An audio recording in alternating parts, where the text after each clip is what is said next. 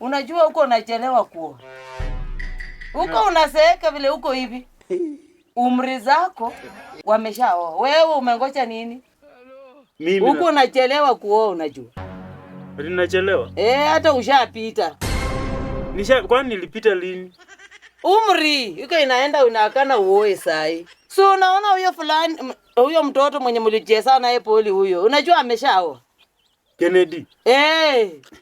Kennedy alioa. Sasa unaona mahali shida iko. Mimi nikiwa primary, ulinikataza mambo ya wasichana ukaniambia ni wasichana ni wabaya wataniharibia maisha. Si ndio masomo ungekuharibia ungesoma.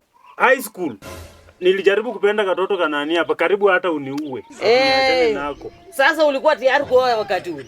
University. Ukaniambia sasa wasichana wa campus ndio wabaya niachane na wao kabisa. Na papa si uligraduate. Kwani hiyo muda ilifika lini na ujai niambia ati sasa muda wako vile ulimaliza masomo. Sasa kama primary ulinikataza, secondary ukanikataza, nini university ukanikataza.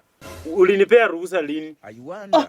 Ulingoja ruhusa kumbe. Si ndio? Sasa nyinyi sasa unaona mahali mnakosa. Sasa kwa basi wacha nikwambie saa hii inastahili uoe.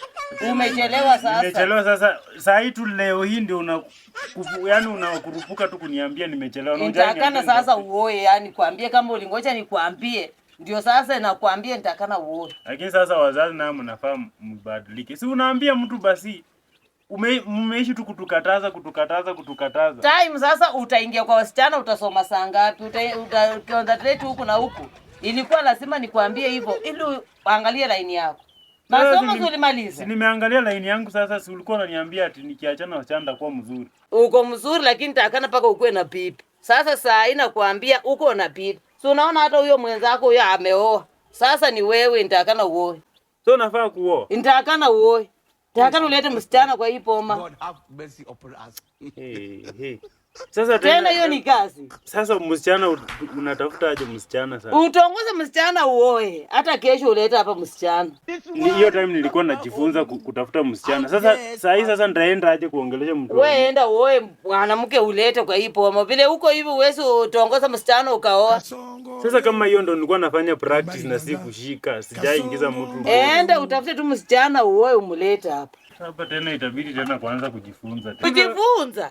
Si ndio kujifunza juu jai nipea ruhusa ya kujifunza nini? Sasa huku nipea ruhusa hiyo time ndo nilikuwa nafanya practice. Ati nini? Na sasa atufanye nini? Huku nipea ruhusa. Kaki hapa na mambo ya kujifunza yako hii. Kutongoza naye paka ujifunze. Huyu kijana anaambia nini watu? Hata mtu aupewi ruhusa ya kuoa alafu naambiwa tu umezeeka. Sasa hii ni nini? Alafu ujiite mwanaume. Wewe ndio unaoa sasa. Mama yangu. Game over.